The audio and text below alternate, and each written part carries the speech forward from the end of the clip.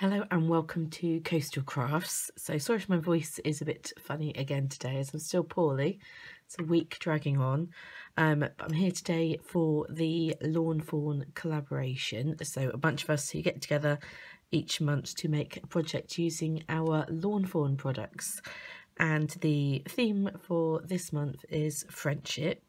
And I'll link all the other collaborators down below so you can see what else they have been making this month. But I've decided to go for a bit of a sweet treat themed project. So I got out my Donut Worry stamp set. It's a really old one now, but one of these little cheap sets. So it's nice and easy, well, nice and cheap to buy, which is always nice. And I'm going to use my little Hampton Tools Stamp Perfect, which is looking a bit worse for wear at the moment, to stamp some of these out, and then I'm going to colour them up. So I've got an extra few magnets in my stamping tool just to make it a bit easier. So let's see, let's get a few of those all stamped up nicely. So as you can see, I've stamped out quite a few of these donuts because I'm not sure how many I'm going to use. And then I have the little die cut here. And you might think, why do you need a die for such a simple shape? But it's really helpful because it cuts out the centre circle. So can't really put the dies on once you've got the magnets there, for obvious reasons. Let's move all my magnets out of the way.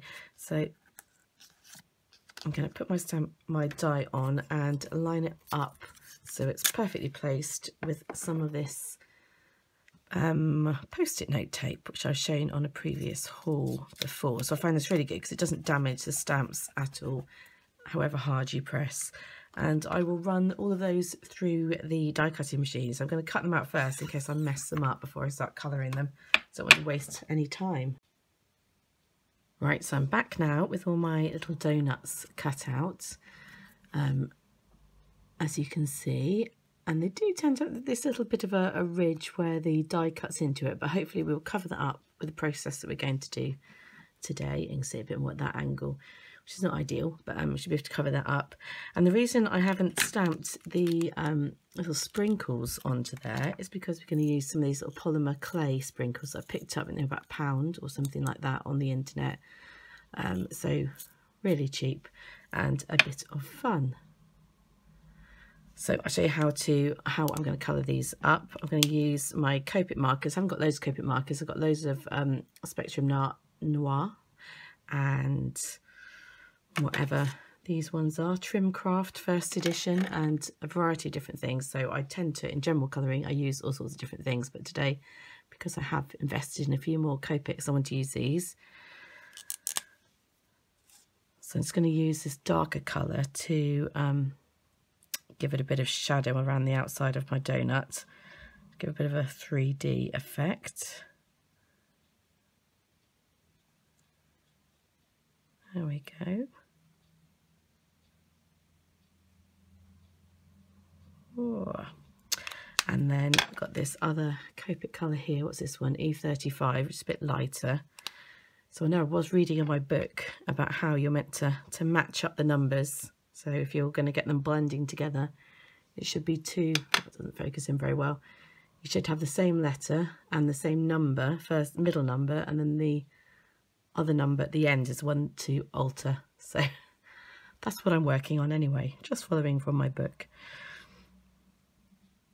Obviously 5 and 7, not too far apart. So I need to invest in, I think, a darker brown, maybe. Yes, definitely, I would say. And a lighter brown as well. So I will have a look. I tend to go to Colt pens. They tend to have the best prices that I've seen for buying Copic markers. That's here in the UK anyway. And then I'm going to use this pinky one, R22, just around the edges. So I just use the Chow pens. Because I presume these are also refillable. Tell me if I'm wrong, as opposed to the sketch pens, mainly just because they're cheaper. And it's hard to invest loads of money, isn't it, per pen when you want lots of different colours. So I'm just going around the outside on that one because all that's really going to show, to give it a bit of depth, and around the outside of the centre of the, so it'd be like the frosting, wouldn't it, to the donut. And then the reason I've got this Nuvo crystal drops here, what colour is this one, I wonder?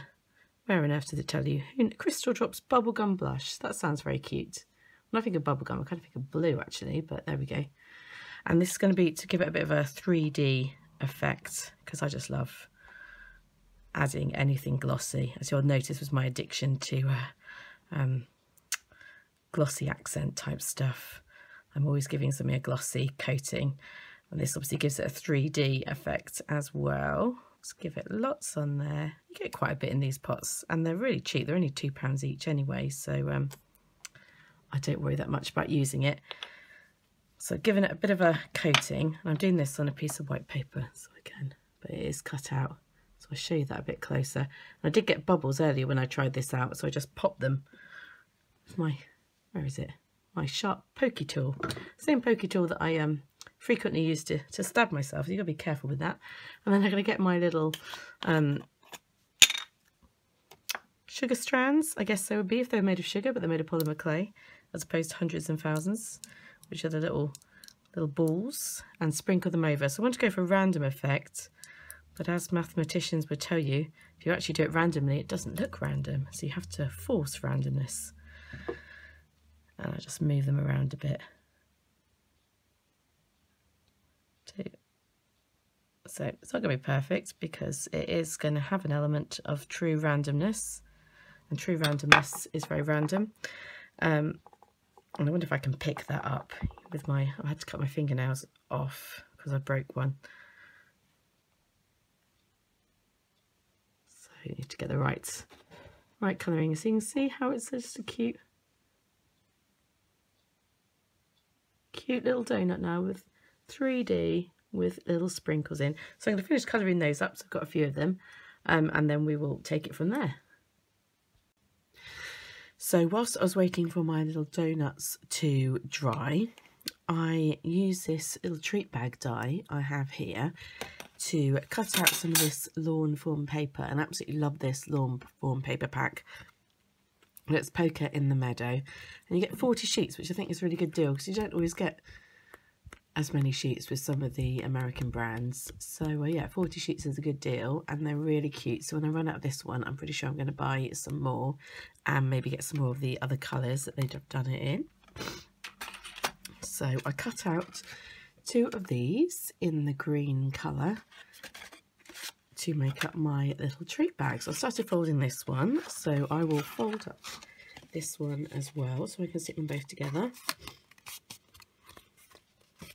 And if you are wondering, yes, I have already placed an order for the new Lawn Fawn release. It hasn't come yet. I was hoping it might come before today so that I could do a video on it. It's always nice to do it on new stuff, isn't it? But no, it hasn't come yet. So as you can see how cute that little bag is going to be when it all goes together. So I just need to get some of my double-sided tape and stick that together, and then I can decorate with little bits that I have made. So that is my little box, or little treat bag I suppose it is, all stuck together. And also from that set there was a little heart there, so I cut a little heart out of this same lawn fawn paper. I'm just going to punch a little hole in to make a little tag, which can go on to my treat box. And then to go along with that, I got out some of my Lawn Fawn word dies. Absolutely love these word dies. I've got the majority of them, so I've got Sweet here and Wishes here, and they're this lovely scripty font, and they're a good price, only about £4.50, which is you know, it's not brilliant, but it's good enough, and it cuts really nicely through the dies. So I'm really happy with all these words. That's why I've got quite a few of them, and I cut those out of that paper, and then I coated them, as you know I love my glossiness, in some clear gloss. So they're a bit 3-dimensional and bold and sweet, so they're going to be stuck on there to say Sweet Wishes. And then I just need to decorate my box with some of my little Lawn Fawn donuts.